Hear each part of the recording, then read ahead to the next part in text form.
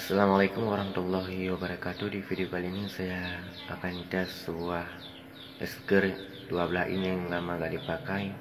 Mau tes gimana karakter suaranya. Ini magnetnya ini lumayan gede nih. Kita tes suaranya ini cocok buat middle ataupun buat subwoofer. Ini sudah ada lubangnya nih. Dan di magnetnya ini udah dilengkapi dengan pelindungan yaitu karet. Jarman CM1278.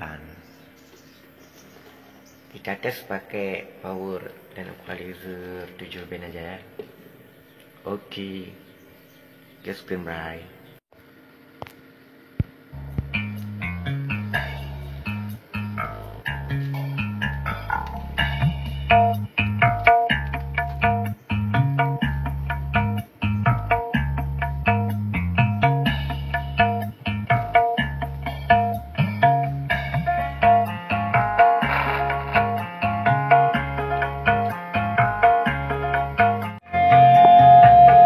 Ini subnya lebih nendang dari belakang nih.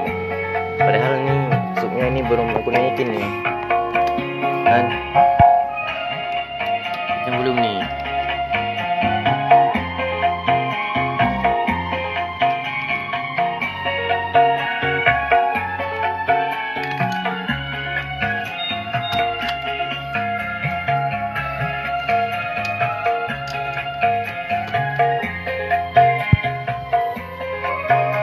Tes untuk sub ya.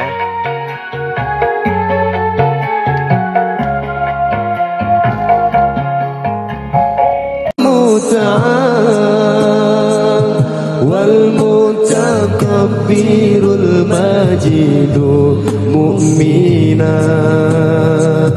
antal rafiul hadi antal khaliqul